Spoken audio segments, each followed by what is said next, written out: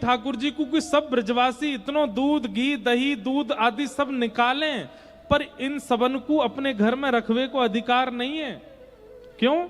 क्योंकि महाराज कंस ने सब ब्रजवासी को कह रखी है कि भैया जितनो गौरस आवेगो वहां में से एक एक पात्र ही बस घर रखोगे, बाकी सब मथुरा भेजना पड़ेगा। और कंस के सैनिक देखने आते हैं, अगर किसी घर में ज्यादा गौरस मिल जाता है तो उस व्यक्ति की खूब पिटाई होती है।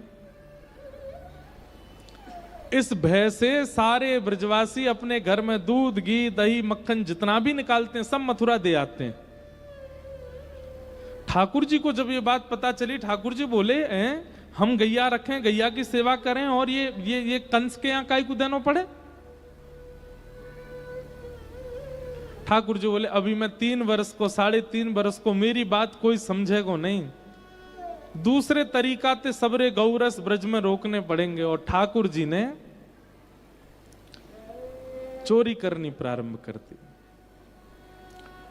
स्वयं के ठाकुर जी के घर में घी के कुआं हैं, मक्खन के भंडार हैं, दूध की नदी बह सकती है प्रत्येक दिन, 9 लाख गैया हैं नंद भवन में। लेकिन ठाकुर जी फिर भी चोरी करने के लिए ब्रजवासियों के यहां क्यों जाते हैं, ये सोचने वाली बात नहीं है। क्यों? क्योंकि ठाकुर जी को पता है ये सब ब्रजवासी अपने घर को गौरस कंस के यहां भिजवा दें, डर के कारण। अगर हम पहले ही चोरी कर लेंगे तो महाराज जब चोरी है ही जाएगा तो भेजेंगे कहां से? भेजना ही ना पड़ेगा, सब ब्रजवासी में बढ़ जाए करेगा। सो ठाकुर जी ने सब ग्वाल बालन की मंडली बना ली, बाल गोपाल चौर प्रचार प्रसार मंडल। और महाराज सबरी ब्रजवासी सबरे बंदर आदि सबन को लेकर के ठाकुर जी घर घर जामे, चोरी करें, सबरो गौरस आपस में ही बांट के खा जाएं, कंस को भेजवे के काज बचे ही ना है। इसलिए ठाकुर जी चोरी करते हैं। हमारे ब्रज में दान लीला आती है, उसका प्रसंग भागवत में नहीं आता, पर दान लीला का मतलब जब ठाकुर जी नेक और बड़े है गए तब ठाकुर जी क्या करने लगे, तो मथुरा जाने वाला जो मार्ग था वहां ठाकुर जी ने नाका बना रखे थे, जैसे टोल गेट होते हैं ना, टोल टैक्स टोल गेट लेने वाले, ऐसे ठाकुर जी ने नाका बना रखे हैं।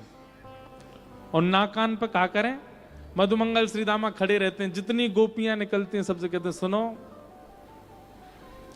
हमारे साहब बैठे हैं ऊपर, पहले उनको कर दो। कर माने टैक्स। गोपियां कहती काय को कर दें? बोले तुम सबरे पूतनांते बचाए, कालिया नाग ते बचाए, अरिष्टासुर व्योमासुर इतने सारे राक्षसन ते बचाए, वाकई हमारे साहब को कर दो। और जो गोपी कर ना देवे फिर वहां से ठाकुर जी दान लीला करें, कभी कंकड़ी मारें, कभी कछु करें, कभी बड़ी सुंदर है दान लीला। गौ रस कंस के पास ना पहुंचे उसका पूरा प्रावधान ही ठाकुर जी की चोरी है। घर घर से चोरी करके ठाकुर जी पाते हैं। एक दिन ठाकुर जी ने यशोदा मैया की गोद में बैठ के दूध पी रहे, सामने औट रहे दूध ने अपने आप को नष्ट करना प्रारंभ कियो। यशोदा मैया लाला को नीचे छोड़ के दूध संभाल ले गई। ठाकुर जी ने यशोदा मैया की दादी परदादी के समय की मटकी फोड़ दी, आज अपने घर की मटकी फोड़ दी। यशोदा मैया को गुस्सा आई, बोले घर घर से शिकायत आवे लाला की, लेकिन अब जे तो अपने घर में ही तोड़न लगो फोड़न लगो, आज या लाला को मजो चकाऊंगी। और मैया ने लाला पकड़ करके ऊखल से बांध दिए।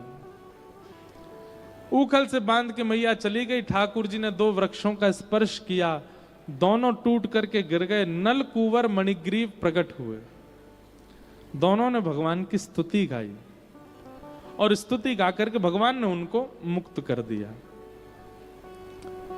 यशोदा मैया को जैसी पता चली कि लाला के ऊपर वृक्ष गिर गए, मैया ने आज नंद बाबा से कही कि अब हम यहां ना रहेंगे, चलो यहां से।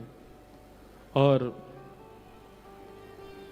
गोकुल छोड़ करके सब वृंदावन चले आए।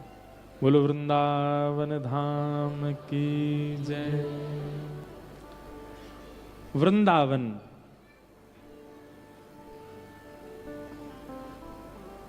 वैसे तो ये पद हम अंत में गाते हैं, पर कई लोगों के भाव थे तो ये पद गा तो रहे हैं, पर आप खड़े मत होना, बैठे बैठे सुन लेना। कल तो कथा विश्राम है, कल ही कथा का विश्राम है। वृंदावन आकर के अनेक लीलाएं की, सब लीलाओं का विस्तार किया गया। अघासुर नाम के एक राक्षस को मारा। वन भोज के बाद ब्रह्मा जी के मोह को भंग किया। ब्रह्मा जी को भ्रम हो गया था ठाकुर जी के ऊपर कि ये भगवान है। भगवान ने ऐसा मजा चकाया कि महाराज ब्रह्मा जी हाथ जोड़ के खुद ही बोले नहीं नहीं ये भगवान ही हैं।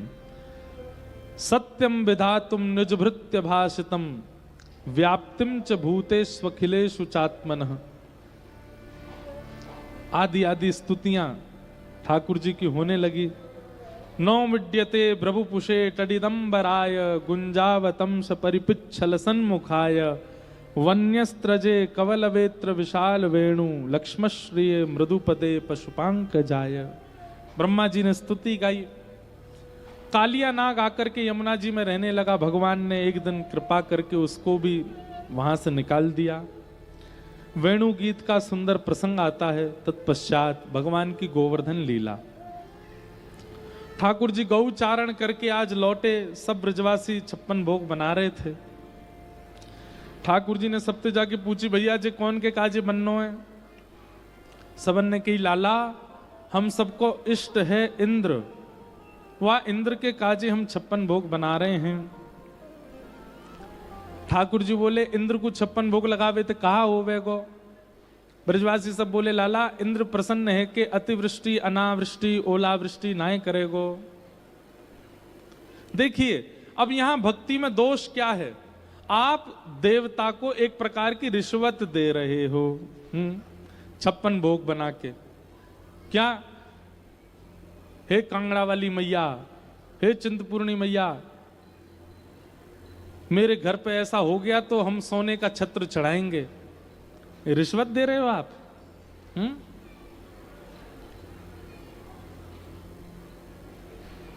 हम आपसे एक बात कहेंगे। देखिए अब तो प्रचलन चल गया है देवताओं को ऐसे रिझाने का, पर देवता ऐसे नहीं रिझते हैं। अब वो आपसे कंटक उनको छुड़ाना होता, आपसे पीछा छुड़ाना होता, इसलिए आपकी मनोकामना देवता पूरी कर देते हैं। देवताओं को तो शुद्ध हृदय शुद्ध भाव से पुकारो और केवल इतनी प्रार्थना करो, हे माई हे देवता हमारे लिए जो उचित हो वो हमको प्रदान करो। आपको हमारे लिए जो अच्छा लगता हो, इसमें हमारी भलाई है, वैसी क्रिया हमारे साथ हो, ऐसी प्रार्थना करो। अपने मन से क्यों कह देते हो कि ऐसा ऐसा कर दो। नहीं ना, आप लोग ज्यादा अच्छा जानते हैं क्या। बच्चे जिद करते हैं हमें समोसा खाना है समोसा खाना है। मां कहती है घर पे बना के खिलाऊंगी, अपने हाथ से अच्छे से बनाऊंगी, अच्छा मैदा प्रयोग करूंगी, अच्छा आलू लाऊंगी, उससे बना के खिलाऊं। लेकिन बच्चा जिद कर रहा बाहर का ही खाना है, खाते फूड पॉइजनिंग हो जाती, बीमार हो जाता है। कभी कभी माँ की मान करके माँ के हाथ का ही बना पालो, उसमें अच्छा स्वाद भी आ जाएगा, स्वस्थ भी रहोगे। ठीक वैसे ही देवी देवता कौन है, ये हमारे माता पिता हैं।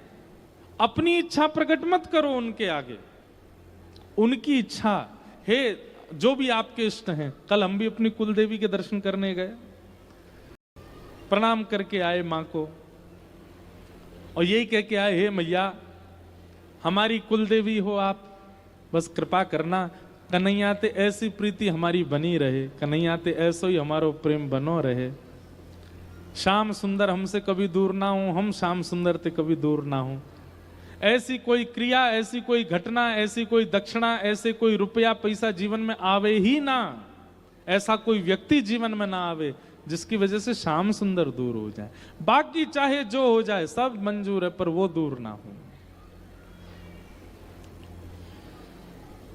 आप अपनी इच्छा प्रकट मत कीजिए, उनके भरोसे थोड़ा आपको जैसा ठीक लगे आप करो। सब जानते हैं। ठाकुर जी बोले भैया 56 भोग सजाए करके इंद्र को रिझावे को प्रयास कर रहे हो। अकेले इंद्र को ही क्यों रिझा रहे हो, सूर्य को भी रिझाओ, चंद्रमा को भी रिझाओ, वरुण को भी रिझाओ, पवन देव को भी रिझाओ, पृथ्वी देव को भी रिझाओ, सब्र देवी देवता ने रिझाओ, तब जाके तुम्हारी फसल बढ़िया होएगी, तब जाके तुम्हारी खेती बाड़ी बढ़िया होएगी। हमारे गोवर्धन में 56 भोग गिरिराज जी को रिझाने के लिए नहीं लगाया जाता, किसी कामना की पूर्ति के लिए 56 भोग। और हम आपसे एक बात कहें, अगर हमारे ब्रजमंडल में कोई आपको कहे भी आपकी कामना पूरी हो जाएगी, गिरिराज बाबा को इतना 56 भोग लगा दो, तो उस बात को मानना भी नहीं। इसलिए आपको नहीं करना है कि आपकी कोई कामना पूरी हो, बस हमारे ठाकुर जी प्रसन्न रहें, रीझे रहें, ये ऐसे मुस्कुराते रहें, इनकी प्रसन्नता के लिए हम करवा रहे हैं, इसलिए होना चाहिए।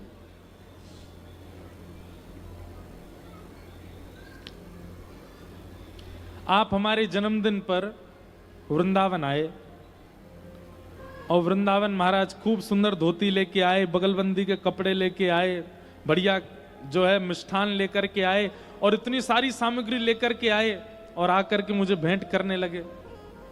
बढ़िया सुंदर बढ़िया वाला पटका दिया, इत्र दिया, सब कुछ जो जो सामग्री सब दी। पर इन सबके देने के पीछे स्वार्थ था। क्या स्वार्थ था?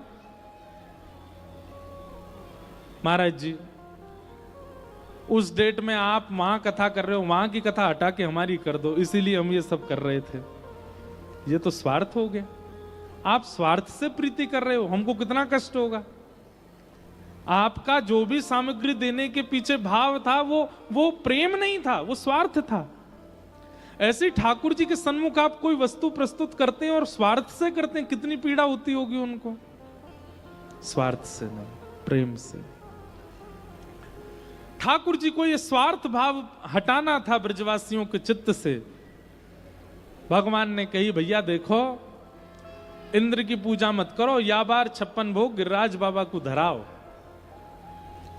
और देखो कोई कामना से मत करियो, निष्काम भाव से 56 भोग धराओ। और हम आपको वचन दे रहे हैं, आपने आज तक इंद्र देवता के दर्शन नहीं किए होंगे, लेकिन गिरिराज बाबा प्रकट भी होंगे, दर्शन भी देंगे। सब बोले, हैं रे लाला, सांची गिरिराज बाबा दर्शन देगो? बोले, हम बे। तो कैसे पता? बोले, मैं वहीं गैया चरावे जाऊं तो कभी कभी गैया चराते मिल जाएं गिरिराज बाबा मोए। गिरिराज बाबा कोई और थोड़े ही हैं, ठाकुर जी तो हैं।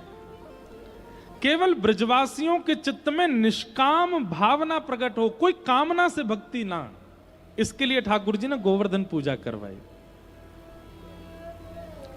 सब ब्रजवासियों को लेकर के ठाकुर जी गिरिराज जी गए। महाराज 56 भोग पधराए, परिक्रमा लगाई, मानसी गंगा में स्नान कियो, और जैसे ही सब ब्रजवासी ने आंख बंद करके गिरिराज बाबा की प्रार्थना करी, इतने में 4 भुजा वाले श्री गोवर्धन नाथ प्रकट है गए। बोल गोवर्धन नाथ की। लाओ ब्रजवासियों भोग, लाओ ब्रजवासियों भोग। सब ब्रजवासियों से कह कह करके श्री गोवर्धन नाथ मांगन लगे। ब्रजवासी सब प्रसन्न है कि वारे लाला, भाई इंद्र की पूजा करते करते हम बूढ़े है गए, आज तक ना देखो तेरो गिरिराज बाबा, देख एक बार की पूजा में ही प्रकट है गो, पूजा में ही प्रकट है गो। बहुत सुंदर एक पद है। अब देखो ये छवि सुनना नहीं, आंख बंद करके देखना कैसी छवि है। 56 भोग सामने रखे हैं, 4 भुजा वाले श्री कृष्ण ही गिरिराज धरण बन के बैठे हैं। केवल थोड़ा विशेष श्रृंगार कर रखा है, 2-4 माला ज्यादा पहन रखी हैं, मुकुट थोड़ा विशेष पहना हुआ है, बाकी रूप एक जैसा, नेत्र एक जैसे, नासिका एक जैसी, ओष्ठ एक जैसे। केवल इनके 2 भुजा हैं और गिरिराज धरण की 4 भुजा हैं।